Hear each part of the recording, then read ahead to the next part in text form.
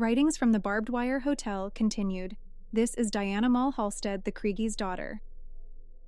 A message from Diana's sister, Cindy. Dad, Daddy, Father. Our father was the most loving and happy fathers a child could hope for.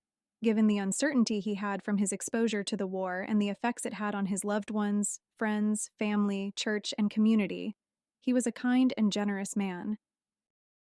Following Father's graduation from Marquette High School, he was supported spiritually and morally by his devout beliefs. He was the proud older brother to his two younger sisters, and a wonderful influence to our family throughout his life. His mother, grandmother, Bertha, lived to be 98 years old.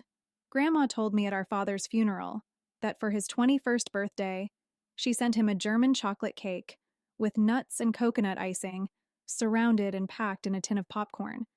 It was very important to her that he receive it, so she got specific instructions from the Red Cross on how to pack and send the cake expeditiously. Because he was a prisoner of war, he received it many months later. Dad said that he, eventually, really enjoyed the cake and popcorn and shared it with his fellow POWs. Receiving packages and letters from family, friends, and his priest were highlights of his stay. Father's high moral standards encouraged him to see the best in people. He got up every morning and made my sisters and me breakfast of whatever we wanted, but there was a set menu of whatever we wanted. Our mother was always served first, with coffee in bed, every morning. He always made sure that we safely got to school and safely returned home. One of our favorite things to do as kids was to ride bikes. Our father taught us how to ride safely and stay out of trouble, which was important since we lived in a very hilly town. He always took care of our mothers and our cars too. If it was chilly out, he would even warm up all the cars each morning. He also made sure we each had full tanks of gas and checked the oil. After working at his father's shoe business, he started teaching people how to drive a car. He truly cared about everyone's happiness and safety. He was always truthful and carried himself with dignity and integrity. Dad loved flying small private planes. His love for flying rubbed off on me. What you can see when you're in the air is like heaven.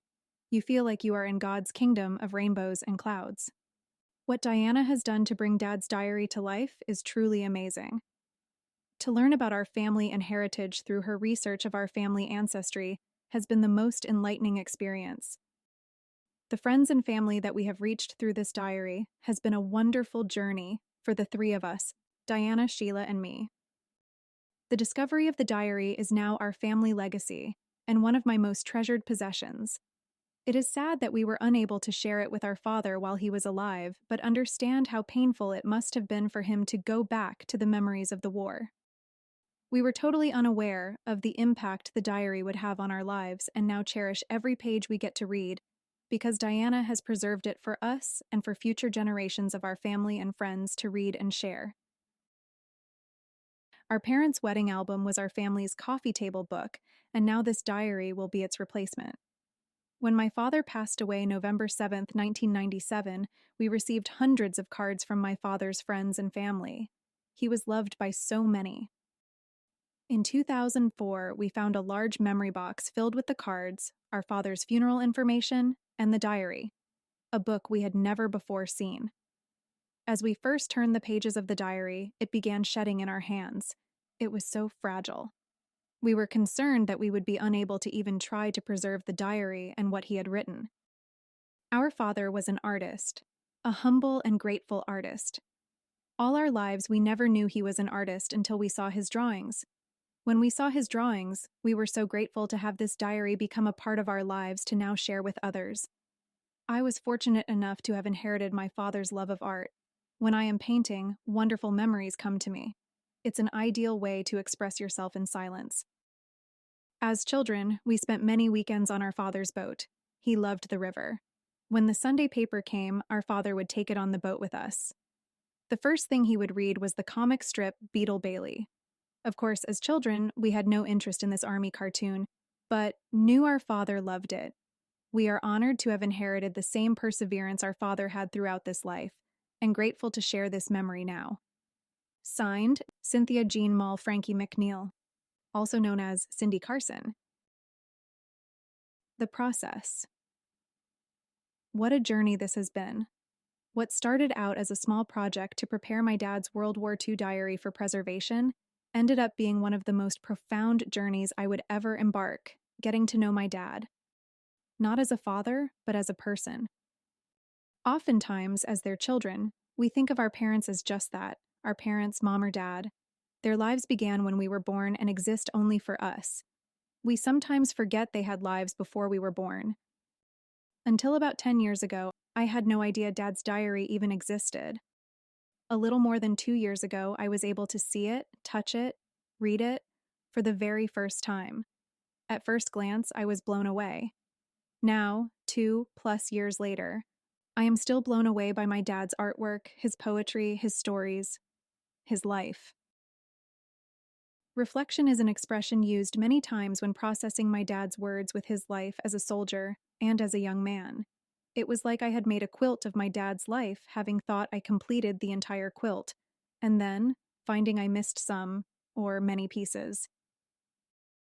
My journey began when I started stitching the new pieces together, giving me the full picture of who my dad was and who he became. The dad I knew was the kind of person that always enjoyed a good time, from barbecuing in the driveway or the back of our boat. The Cindy Law. He always enjoyed having a beer with buddies at the Alton Motorboat Club, square dancing with my mom at the Sportsman's Club, or just watching old World War II black and white movies. Later, my dad loved spending time with each of his 5 grandchildren and watching them grow. I know he would be so proud of how each of them has prospered. Cindy, Sheila, and I hope he would also be proud of us for the paths we chose. While they were not always easy, he instilled the belief in each of us that we could handle any task placed before us and become better for it. My dad would be described as a quiet force. While he was not into small talk, if he had something to say, it would be wise to listen. Dad had no enemies, and many considered him a good friend. My dad's childhood and adult best friend was his first cousin, Bern Snyder. Uncle Bern and Dad had matching cabin cruisers, docked them next to each other at Clifton Terrace Marina, and then the Alton Motorboat Club. They helped each other with home renovations and more. It truly warms my heart to know what great lifelong friends Dad and Uncle Bern were. Dad was one of those men that did whatever it took to provide for his family. When I was born, he was a part of my grandfather's shoes store, Maul's Shoes, in downtown Alton. A few years later, he started AADTA driving school, teaching people how to drive. His patience level made this a perfect fit. Dad also worked nights at McDonnell Douglas, teaching people to drive during the day, sleeping in between. Like I said, whatever it took to keep his family fed and safe. As I touched each page of Dad's diary, reading his poems, his thoughts, his anguish, it touched me in a way I had not planned. I was seeing a part of my dad I never knew existed. As children, my mother told us girls to never ask my dad about the war. We never did. Now we know why. Prior to sending Dad's diary to the preservationist, I decided to take mobile photos of each page, each cigarette wrapper, and the items my dad brought back after liberation. For years, my sister Cindy kept everything in a nice Chanel box that seemed pretty perfect for keeping his diary safe. Today, the diary still has not been sent to the preservationist, but it is in an airtight, watertight, fireproof safe and a large baggie. While snapping photos of the contents of the Chanel box and reading my dad's writings, I started researching what my dad wrote about. One thing led to another. It meant so much to me to share my experience of this discovery of Dad with both of my sisters, Cindy and Sheila. With each new find, I would call or text them. How blessed we were to have been able to share so many stories of our dad, discovering how what we knew of our dad related to his time as a prisoner of war. Sheila, the youngest of the 3 of us, and my dad had a dear and close relationship. Sadly, Sheila was taken from us before the diary was completed, but she loved learning about Dad and his life. It is my hope that her 2 sons, Daniel and Thomas, will enjoy getting to know more about my dad and understand his relationship with their mom. Sheila's sons, Cindy's two daughters, Courtney and Kristen, and my son Christopher, were all able to share great family times and create beautiful memories with my dad, as he watched them each grow to become positive young people. For Dad's grandchildren, it wasn't just the camping, the shopping, the holidays, or birthday parties that made him smile. It was being included in their young lives. It is my sincere hope that as you read through the pages of my dad's diary, you see the same brave young man. May we remember that each soldier that fought or is fighting for our country, our freedom, walked a similar path. We owe each and every one of them our thanks and our respect. May God bless you all. Diana Maul Halstead, the Kriegie's daughter. Excerpts of emails from Dad's childhood friends. In 2004, I corresponded with one of my dad's childhood friends, Leo Halstead, asking him about growing up with my dad, their friendship, and any information he knew of my dad leading up to his enlistment in the U.S. Army Air Corps. From Leo Halstead. Of course, you know Gene chose one of the most dangerous assignments, a gunner or a bomber crew, flying missions over occupied Europe, frightening flights into anti-aircraft fire, rockets, highly experienced fighter pilots in often superior aircraft, and always the chance of engine trouble. Then, his plane went down and he was a prisoner of war, in the hands of an army facing defeat and retribution for their crimes.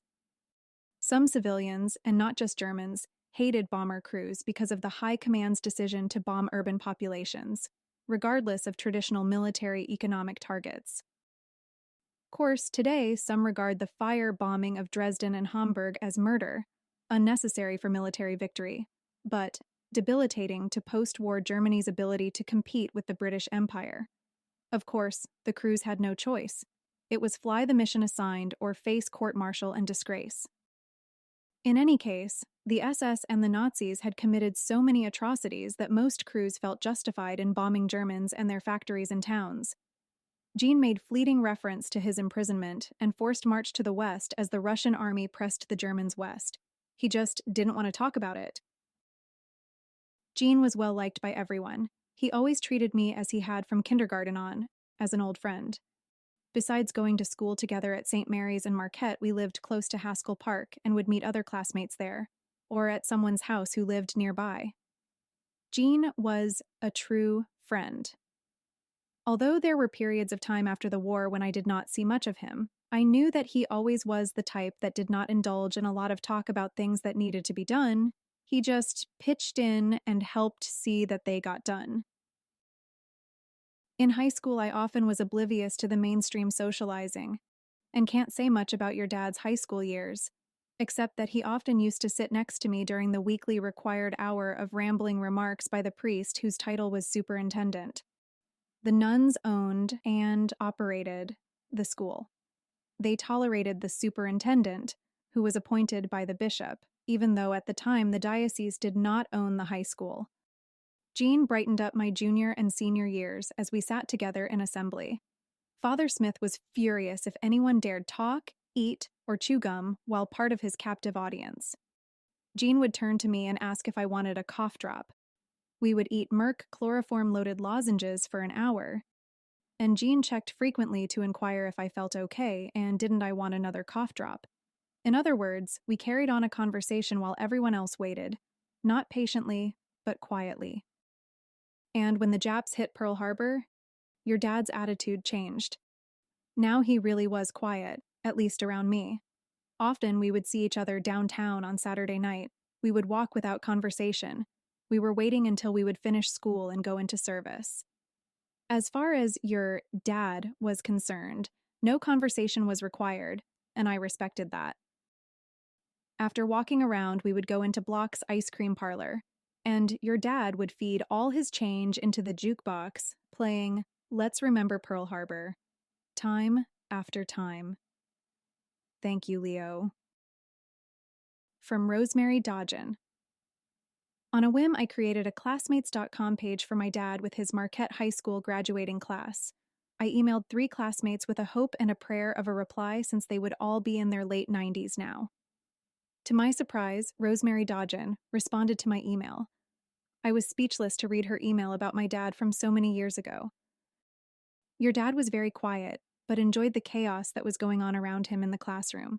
Our class was, without a doubt, a wild bunch but had so much fun together. Our class was very cohesive. There were no separate groups, everyone hung out together, played together, and were best friends together. Thank you, Rosie. Until our next episode, please be sure to click the like button and subscribe. This is Diana Maul Halstead, the Kriegie's daughter. Until next time.